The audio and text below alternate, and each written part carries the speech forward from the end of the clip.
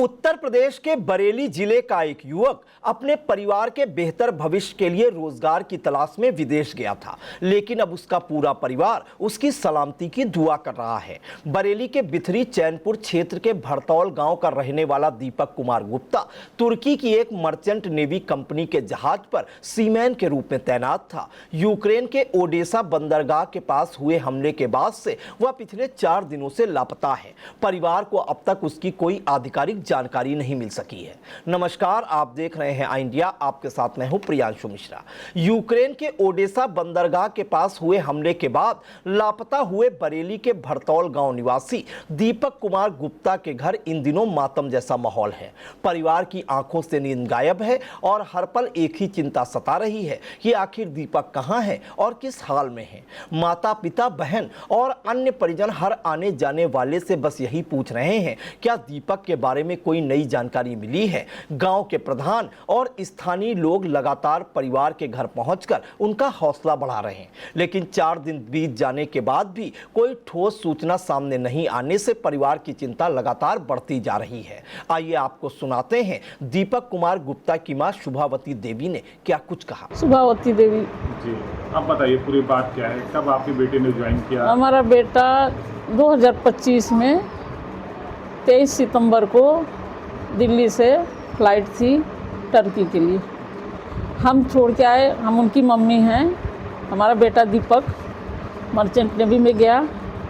हम एयरपोर्ट के लिए टेम्पो में छोड़ के आए, गाड़ी कैब में। उसके बाद वो फ्लाइट किया गया, सब बातें होती रही।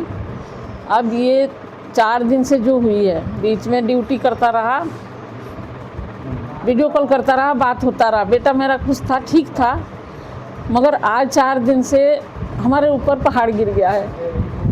हम बेटे को कैसे त्यागेंगे?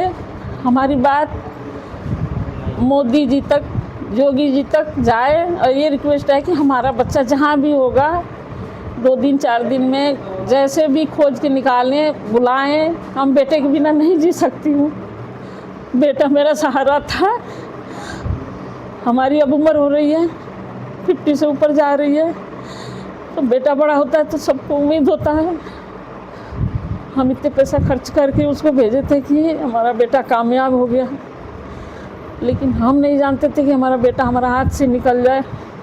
आज भी हमें उम्मीद है योगी जी जहाँ भी मोदी जी सुन रहे होंगे और सुने, और हमारे बच्चे को जहाँ भी होगा उनकी बहुत, योगी जी की, मोदी जी की पावर है कि हमारे बच्चे को निकाल सकते हैं, ला सकते हैं।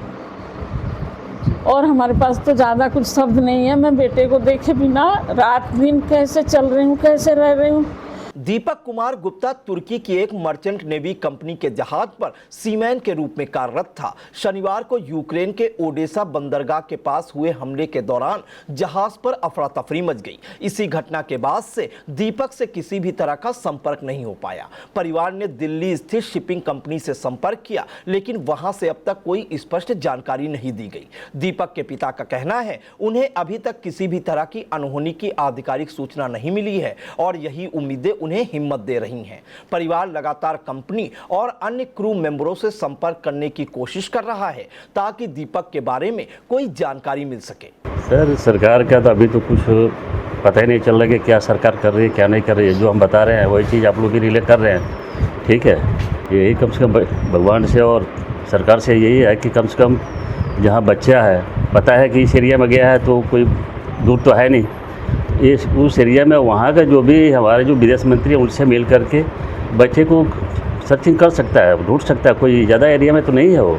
दीपक की बड़ी बहन की आंखों में सिर्फ इंतजार है। वह बताती हैं कि भाई ने घर आने का वादा किया था। उसने कहा था यदि 2 अगस्त को जन्मदिन पर नहीं आ पाया तो रक्षाबंधन पर जरूर घर आएगा। अब बहन हर दिन भगवान से यही प्रार्थना कर रही है कि उसका भाई सुरक्षित लौट आए ताकि वह उसकी कलाई पर राखी बांध सके।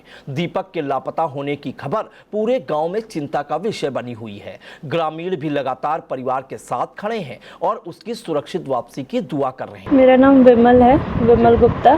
दीपक गुप्ता मेरा भाई है। मेरा लास्ट टाइम 19 जुलाई को बात हुआ था, तो उसने मुझे पैसे भेज के मेरे बर्थडे के लिए बोला था। 26 को मेरा बर्थडे है, 2 अगस्त को उसका आता है। और हंसते हुए बोला था कि मैं 2 अगस्त तक आ जाऊँगा, 2 को नहीं आया ना तो रक्षाबंधन पे आऊँगा, तब तो तुम लोग मुझे लूटोगे ही। उसके बाद से फिर ना कॉल आया ना मैसेज। मम्मी से लास्ट टाइम पे जो बात हुआ, और लास्ट टाइम पे उसने मुझे अपना पेपर एक भेजा था 19 को ही, बोला कि ये पेपर संभाल के रखना, काम आएगा। बट मुझे नहीं पता था वो लास्ट टाइम मुझे पेपर दे रहा है या क्या है, कुछ भी।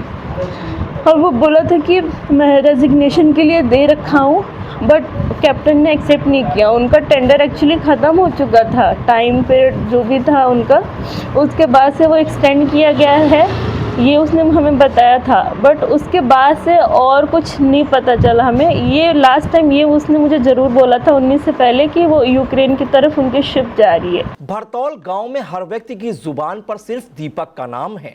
गांव के लोग उम्मीद लगाए बैठे हैं कि जल्द ही कोई अच्छी खबर आएगी। परिवार ने केंद्र सरकार और उत्तर प्रदेश सरकार से भी मदद की गुहार लगाई है। उनका कहना है कि सरकार भारतीय दूतावास, संबंधित एजेंसियों और शिपिंग कंपनी के माध्यम से दीपक का जल्द पता लगाए और उसे सुरक्षित वापस लाने के लिए हर संभव प्रयास करे। इस घटना ने एक बार फिर विदेशों में काम कर रहे भारतीय नागरिकों की सुरक्षा को लेकर भी सवाल खड़े किए हैं। संघर्ष प्रभावित क्षेत्रों में काम करने वाले भारतीयों के लिए सुरक्षा व्यवस्था और आपातकालीन सहायता व्यवस्था को लेकर भी चर्चा तेज हो गई है। यूक्रेन में जारी संघर्ष के बीच बरेली के दीपक कुमार गुप्ता के लापता होने से उनका परिवार गहरे सदमे में है। 4 दिन बाद भी कोई आधिकारिक पुष्टि सामने नहीं आई। परिवार की निगाहें सरकार, शिपिंग कंपनी और बचाव एजेंसियों से मिलने वाली हर सूचना पर टिकी हैं। फिलहाल पूरा गांव और परिवार एक ही दुआ कर रहा है कि दीपक कुमार गुप्ता सुरक्षित अपने घर लौट आए।